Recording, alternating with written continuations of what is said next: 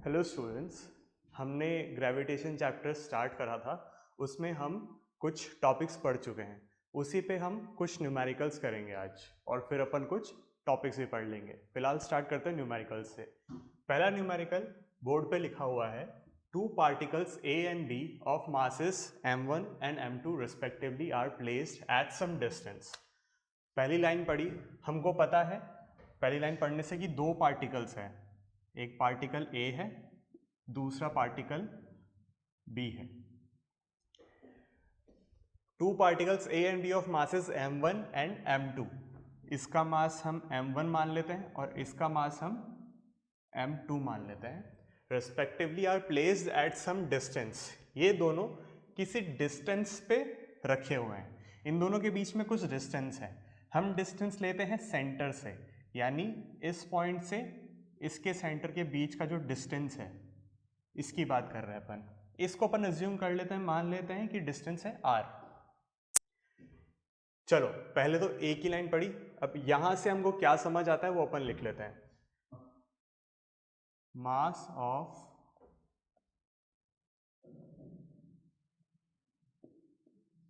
Particle A is m1,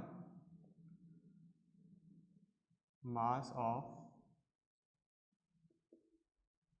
particle B is equals to m2। ठीक है, let r be the distance between them। ठीक है, इतना हमें पहली लाइन से पता चला कि ये लिखा है। If the mass of each two particle is doubled. अभी पहला केस तो ये था, दूसरे केस में बोला है कि दोनों पार्टिकल्स का मास, पार्टिकल A था अपना ये, पार्टिकल B था अपना ये। Each two particles is double, mass of each two particles is double, यानी पहले अपना इस A का मास था m1 और B का मास था m2।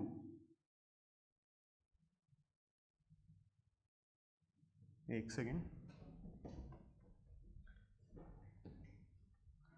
B का मास था m2। ठीक है, अब इन मास को हमने डबल कर दिया। ठीक है, दोनों पार्टिकल्स के मासेस हो गए हैं double. Keeping the distance between them unchanged. इनके बीच में डिस्टेंस जो पहले था, ये r जो था पहले का डिस्टेंस, अभी भी उतना का उतना ही डिस्टेंस है इन दोनों के बीच में। ठीक है, find the value of gravitation force between them. अब पहले केस में तो कुछ ग्रेविटेशन होगा, अब अपन ने मास जब डबल कर लिए हैं तो पूछा है कि अब इन दोनों में ग्रेविटेशन फोर्स कितना हो जाएगा। ठीक है, पहले तो अपन इनिशियली बात करें कि इनिशियली ग्रेविटेशन फोर्स था कितना। ठीक है, हमें ग्रेविटेशन फोर्स का एक फॉर्मूला पता है, F equals to G m1 m2 upon r square. ठीक है, अब जब इनिशियली बात करें, जैसे मैं इनिशियली Fi लिख लेता हूँ, मतलब इनिशियली कितना फोर्स लग रहा है। ठीक है, कितना फोर्स लग रहा था, G m1 कितना है अपना मास, जो पहला पार्टिकल है इसका मास है m1, तो as it is upon m1 लिख लेते हैं। सेकेंड पार्टिकल का मास है m2, तो इसको भी अपन m2 लिख लेते हैं। ठीक है, और इन दोनों के बीच का डिस्टेंस मैंने r माना था, तो इसको डिस्टेंस भी अपन r स्क्वायर लिख लेते हैं। यानी इनिशियली तो इन दोनों के बीच में इतना फोर्स लग रहा है। ठीक है, जी m1 m2 upon r square. अब जब मासेस डबल हो चुके हैं, उसके बाद क्या होगा, now masses of both particles are doubled।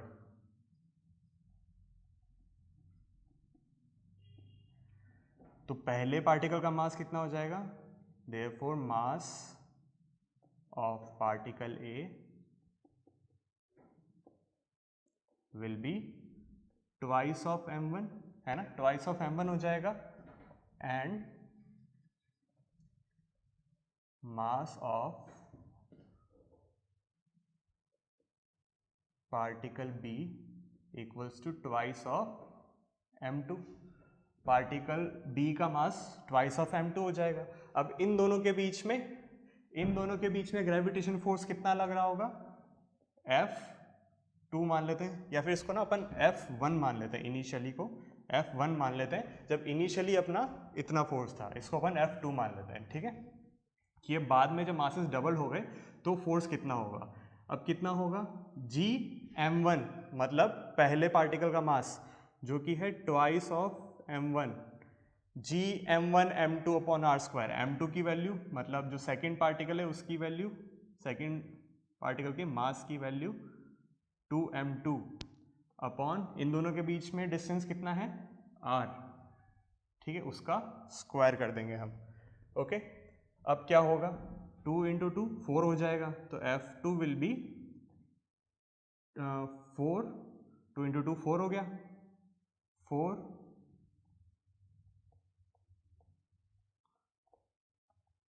Gm1 m2 upon are square, ठीक है।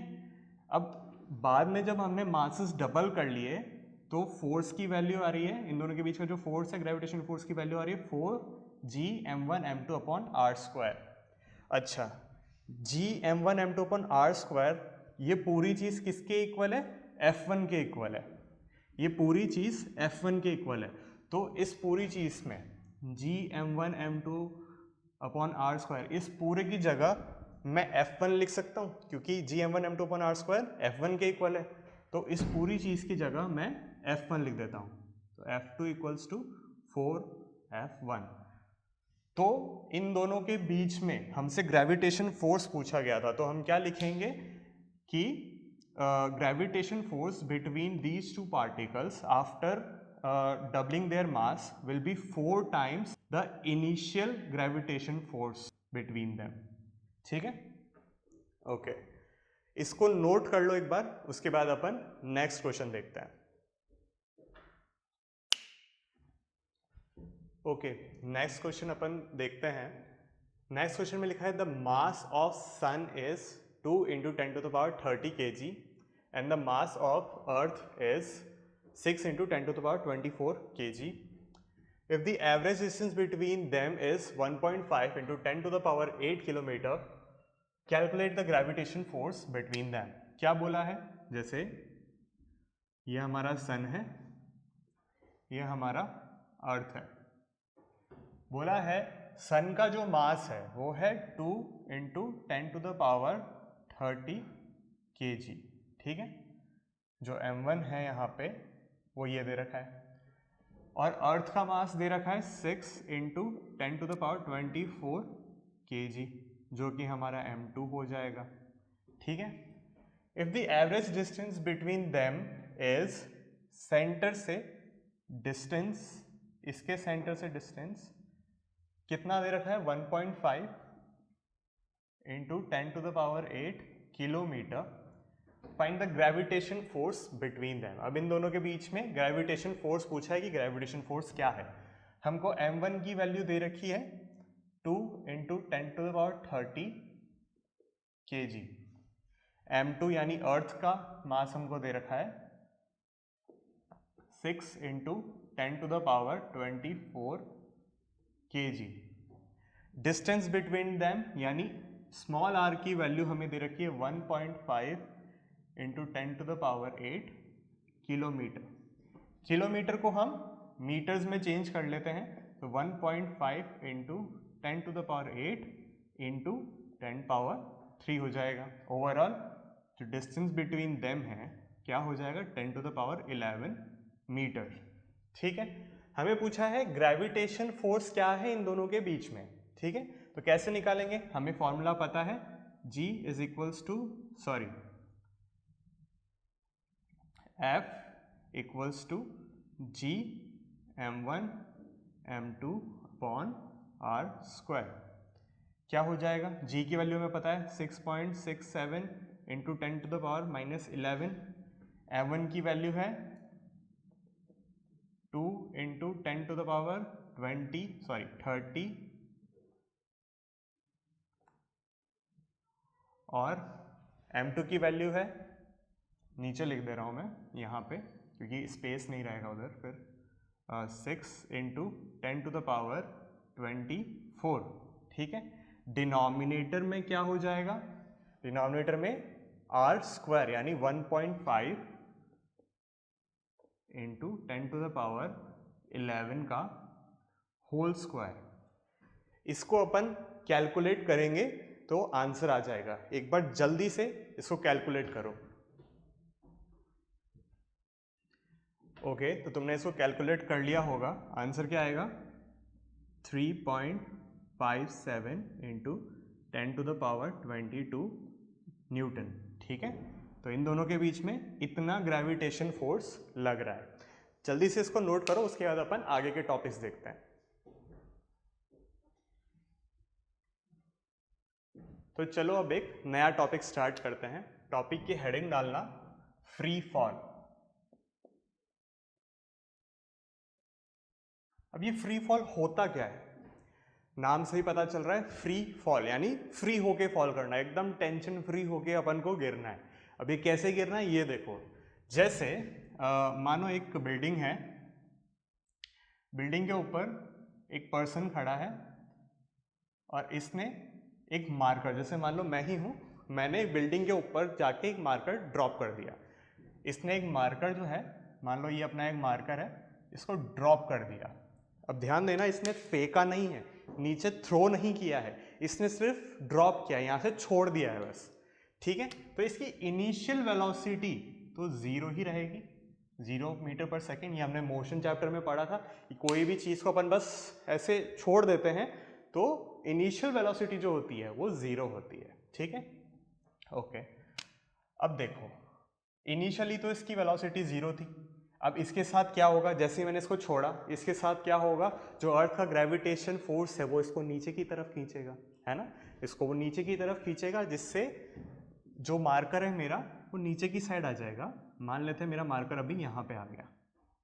अब यहाँ से यहाँ तक आने में कुछ इसने वेलोसिटी गेन की होगी। जैसे स्टार्टिंग में इसकी वेलोसिटी थी 0, अब यहाँ पे आके मान लो इसकी कुछ वेलोसिटी आ गई, ठीक है। ये अभी भी नीचे ही गिर रहा है, इसकी कुछ वेलोसिटी आ गई।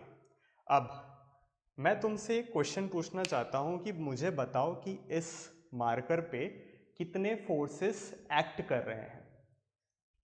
क्या बोला मैंने कि इस मार्कर पे कितने फोर्सेस एक्ट कर रहे हैं, ठीक है। एक फोर्स तो हमें स्ट्रेट फॉरवर्ड दिख रहा है कि नीचे एक फोर्स लग रहा है, और वो कौन सा फोर्स लग रहा है, ग्रेविटेशन फोर्स लग रहा है नीचे, ठीक है। जैसे ही मार्कर मैंने छोड़ा, एक फोर्स तो इसको नीचे लग रहा है जो इसको खींच रहा है, अर्थ की वजह से एक ग्रेविटेशन फोर्स लग रहा है इसकी वजह से, ठीक है। अच्छा, मैं कहूँ कि इस पे ना हो सकता है कि कुछ फ्रिक्शन फोर्स भी लग जाए। अब फ्रिक्शन फोर्स कैसे होते हैं, वो फोर्सेस जो मोशन के ऑपोजिट डायरेक्शन में लगे। जैसे यहाँ पे तो अपना मार्कर है वो नीचे गिर रहा है, अब फ्रिक्शन फोर्स मोशन के ऑपोजिट डायरेक्शन में यानी ऊपर की तरफ लगेगा ना। मोशन नीचे जा रहा है, मोशन नीचे हो रहा है, तो फ्रिक्शन फोर्स उसके ऑपोजिट डायरेक्शन में लगेगा। अब ये फ्रिक्शन फोर्स कौन लगा सकता है, यहाँ पे हवा रहती है, आसपास बहुत हवा है, तो हवा कुछ रेजिस्टेंस लगाती है। यहाँ पे फ्रिक्शन किसके रूप में होता है, एयर रेजिस्टेंस के रूप में। अब सर ये एयर रेजिस्टेंस क्या होता है, रेजिस्टेंस का मतलब रोकना। एयर क्या करती है, इसको नीचे गिरने से रोकेगी। एयर रेजिस्टेंस का एक बहुत ही सिंपल सा एग्जांपल अपन लें तो जैसे अपन कार में बैठे हैं, कार बहुत स्पीड में चल रही है, ठीक है, बहुत स्पीड में कार चल रही है, और हमने क्या करा, अपना हाथ लिया और विंडो के बाहर हमने अपना हाथ रखा। हमको क्या फील होगा कि हमारा हाथ पीछे की तरफ जा रहा है।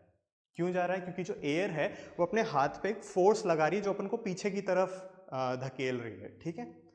हो क्या रहा है, हमारा मोशन तो आगे की तरफ जा रहा है, हम सीधा जा रहे हैं, और मैंने विंडो से बाहर अपना हाथ डाला और एयर अपन को पीछे की तरफ डाल रही है। वो क्या हो रहा है, वो एयर का रेजिस्टेंस है, वो एयर अपन को दूसरी तरफ फोर्स लगा रही है। इसी को अपन फ्रिक्शन बोल दे सकते हैं, ठीक है। वही लॉजिक लगाओ इस पे, यहाँ पे मार्कर नीचे गिर रहा था लेकिन जो एयर रेजिस्टेंस है वो ऊपर लग रहा है। अच्छा, अब मैं तुम्हें बोलूं कि सोचो, अगर यहाँ पे इसी केस में अगर एयर रेजिस्टेंस नहीं होता, कोई एयर रेजिस्टेंस नहीं होता। ये जो मार्कर है ये सिर्फ और सिर्फ ग्रेविटेशन फोर्स की वजह से नीचे गिर रही है। सुनो मैंने क्या बोला कि इसके ऊपर कोई अलग फोर्स नहीं लग रहा है, इस पे सिर्फ और सिर्फ ग्रेविटेशन फोर्स लग रहा है जिसकी वजह से ये नीचे गिर रही है। तो ये ऑब्जेक्ट फ्री फॉल कर रहा है। इतनी बात समझ में आई कि फ्री फॉल कब होता है? फ्री फॉल तब होता है जब ऑब्जेक्ट अर्थ के ग्रेविटेशन फोर्स की वजह से ही नीचे गिर रहा है और उस पर कोई भी फोर्स एक्ट नहीं कर रहा है, तो वो फ्री फॉल कहलाता है। ठीक है, ओके। अब इसी को ही थोड़ा अपन आगे डिस्कस करते हैं कि देखो यहाँ पे तो वेलोसिटी ज़ीरो है, इनिशियल वेलोसिटी यहाँ पे ज़ीरो है और इस पॉइंट तक आते आते इसकी कुछ वेलोसिटी हो जाएगी, है ना। मान लेते हैं ये और नीचे आ गया, और अपनी बिल्डिंग थोड़ी बड़ी कर लेते हैं।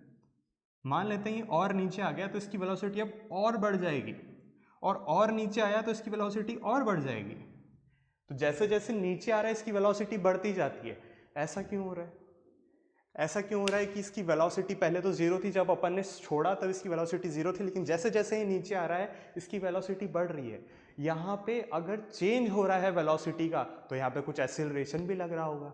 हमने मोशन चैप्टर में पढ़ा था कि एक्सेलरेशन क्या होता है? Change in velocity per unit time, यानी एक सेकेंड में वेलोसिटी कितना चेंज कर रही है। अगर वेलोसिटीज चेंज हो रही है तो मतलब उस चीज़ में एक्सेलरेशन लग रहा है, उस सिनारियो में एक्सेलरेशन लग रहा है। सिमिलरली यहाँ देखो, यहाँ पे पहले वेलोसिटी थी जीरो, फिर कुछ बढ़ी, फिर कुछ बढ़ी, कुछ बढ़ी, तो यहाँ पे वेलोसिटीज बढ़ रही है, यानी वेलोसिटी का चेंज हो रहा है। अगर चेंज हो रहा है तो यहाँ पे कोई एक्सेलरेशन वर्क कर रहा होगा। अब वो एक्सेलरेशन किसकी वजह से वर्क कर रहा है? ये एक्सेलरेशन वर्क कर रहा है क्योंकि अर्थ इस पे ग्रेविटेशन फोर्स लगा रही है। अर्थ की ग्रेविटेशन फोर्स की वजह से यहाँ पे एक एक्सेलरेशन डेवलप होता है, जिससे क्या होता है, ऊपर से अगर जीरो वेलोसिटी से हम छोड़ें तो धीरे धीरे वेलोसिटी बढ़ती जाती है। ओके, इस वेलोसिटी को, सॉरी इस एक्सेलरेशन को, जो कि ग्रेविटेशन फोर्स से लग रहा है, अर्थ की ग्रेविटेशन फोर्स से जो एक्सेलरेशन बन रहा है, इस एक्सेलरेशन को हम बोलते हैं एक्सेलरेशन ड्यू टू ग्रेविटी। इसको अपन और थोड़ा डिटेल में देखते हैं क्या होता है।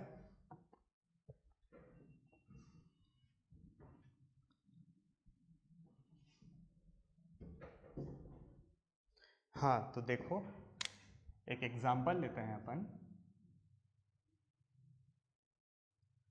मान लो ये अपनी अर्थ है, ठीक है, और यहाँ पे एक पर्सन खड़ा है। इस पर्सन का कुछ नाम दे देते हैं, मान लेते हैं ये पर्सन ए है, ठीक है। अब मैं तुमसे पूछता हूँ कि ये जो अर्थ है ये इस पर्सन पे कितना ग्रेविटेशन फोर्स लगा रही होगी, तो तुम बोलोगे कि सर हमें पता है इस अर्थ का मास m है। मान लेते हैं इस अर्थ का मास m है और इस पर्सन का मास m a है, ठीक है।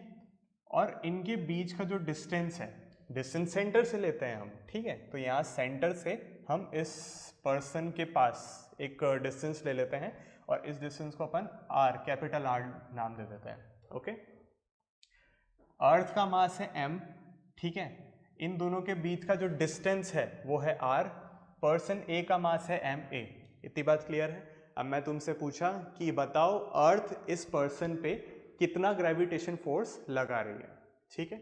तुम बोलोगे कि सर हमें पता है G is equal, sorry F equals to G m1 m2 upon r square होता है, ठीक है।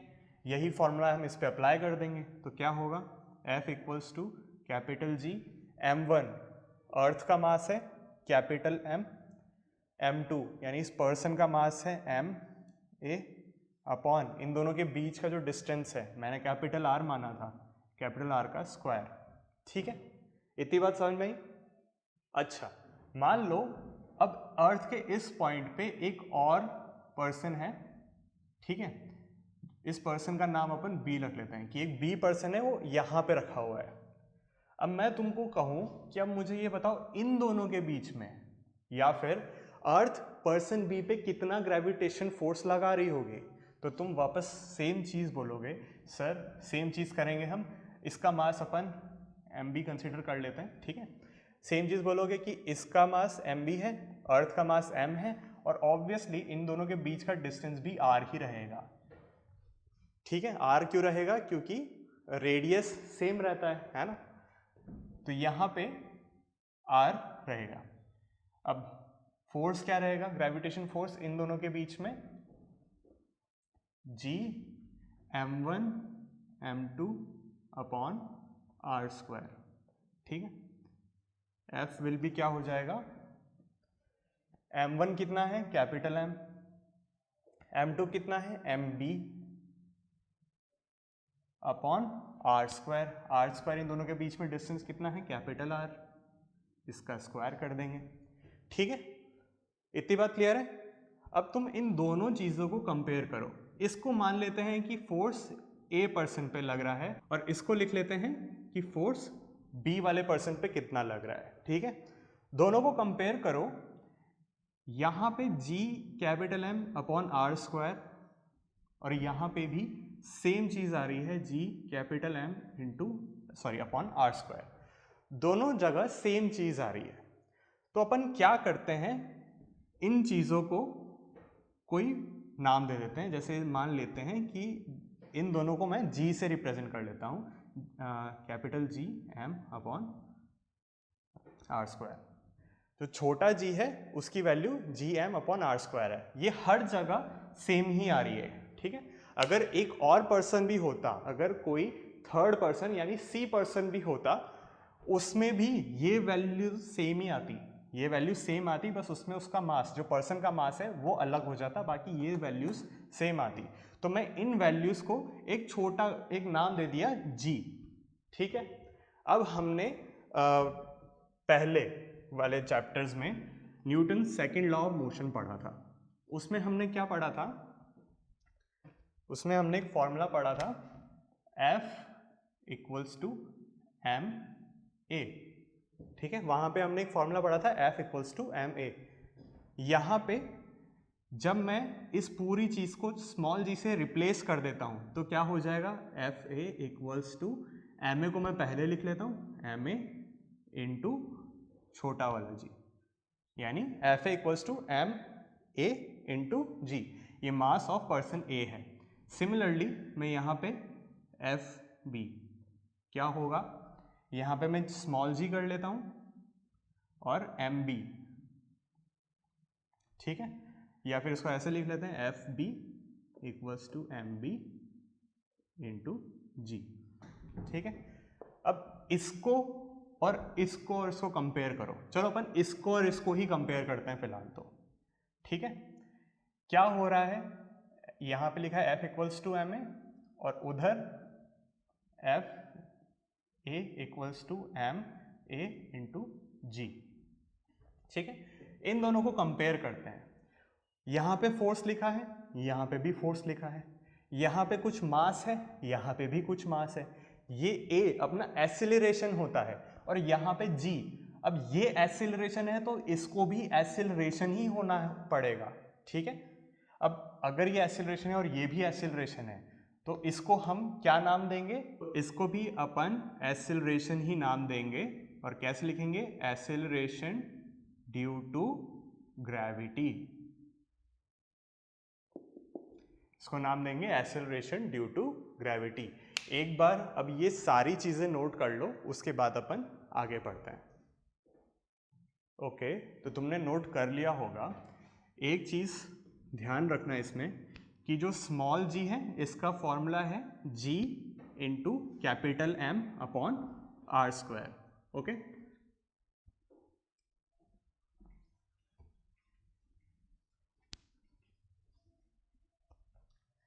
ठीक है, आगे देखते हैं अपन। तो स्मॉल g की वैल्यू क्या होती है, capital G M upon are square.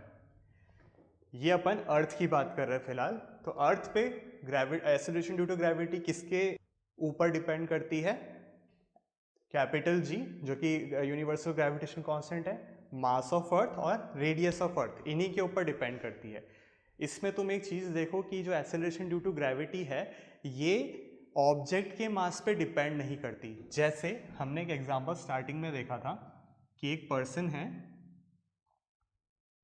वो एक मार्कर को नीचे थ्रो कर रहा है, मान लो एक मार्कर इसने थ्रो किया जिसका मास m1 है, एक और इसने मार्कर थ्रो किया, मान लेते हैं उस मार्कर का मास थोड़ा इससे बड़ा है, ठीक है, थोड़ा बड़ा मार्कर ये नीचे ड्रॉप कर रहा है जिसका मास m2 है। अब एक बात देखो, एक्सेलरेशन ड्यू टू ग्रेविटी में ये जो फॉर्मूला है उसमें ऑब्जेक्ट का मास नहीं है, ठीक है, इसमें ऑब्जेक्ट का मास नहीं दे रखा है, इसका मतलब ये हुआ कि जो एक्सेलरेशन ड्यू टू ग्रेविटी है वो ऑब्जेक्ट के मास पे डिपेंड ही नहीं करता है। इसका क्या मतलब हुआ कि जो ये वाला मार्कर है जिसका मास थोड़ा कम है, इसके ऊपर भी उतनी ही एक्सेलरेशन ड्यू टू ग्रेविटी लगेगा जितना बड़े वाले ऑब्जेक्ट पे जिसका मास ज़्यादा है उसके इक्वल लगेगा। Gravity acceleration due to gravity दोनों में इक्वल लगेगा इसमें, ठीक है। अब इससे क्या होगा कि दोनों ऑब्जेक्ट इनका मास अलग अलग है, ठीक है, स्टिल दोनों ऑब्जेक्ट सेम स्पीड में नीचे आएंगे, क्यों? क्योंकि उन पे same acceleration due to gravity work कर रहा है, और हमें पता है acceleration due to gravity mass पे डिपेंड नहीं कर रहा है, इसी वजह से ये दोनों सेम टाइम में नीचे आ रहे हैं।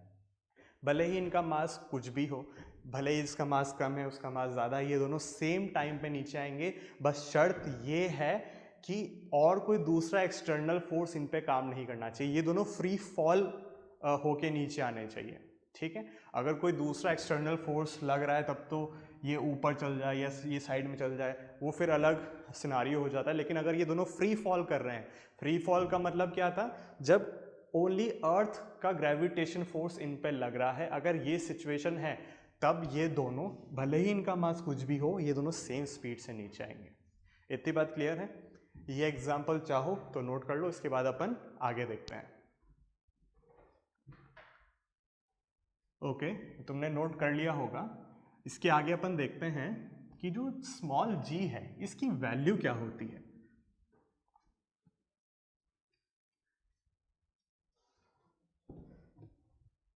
तो स्मॉल g की वैल्यू क्या होती है, g capital M upon r square.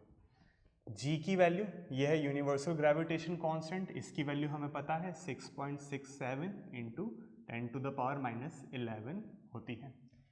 m mass of earth, mass of earth कितना होता है, 6 into 10 to the power 24 kg होता है। रेडियस ऑफ अर्थ कितना होता है, रेडियस ऑफ अर्थ होता है 6.4 into 10 to the power 3 kilometres, ठीक है। तो इसको अपन मीटर्स में चेंज कर लेते हैं, मीटर्स में चेंज करने पे हमको 10 टू द पावर 3 और लगाना पड़ेगा, अब ये मीटर्स में है, ठीक है। इसका कर देंगे अपन होल स्क्वायर, क्यों? क्योंकि r का होल स्क्वायर है, तो रेडियस का होल स्क्वायर कर दिया अपन ने, ठीक है। अब इसकी वैल्यू जब तुम कैलकुलेट करोगे तो इसकी वैल्यू आएगी कुछ 9.8, ठीक है। और क्योंकि ये एक एक्सेलरेशन है तो इसकी यूनिट हो जाएगी मीटर पर सेकेंड स्क्वायर। हम कई जगह ये वैल्यू यूज़ करेंगे, और अगर क्वेश्चन में दे रखा होगा तो हम इसकी वैल्यू अप्रॉक्सीमेटली 10 भी ले सकते हैं, 10 मीटर पर सेकेंड स्क्वायर, ठीक है। जी की वैल्यू हम ये भी ले सकते हैं। ओके, तो आज हमने काफ़ी चीज़ें पढ़ी है इसके बारे में, तुम्हें इसको रिवाइज करना, नोट्स अच्छे से बनाना, ठीक है। अब हम मिलेंगे नेक्स्ट क्लास में, बाय बाय।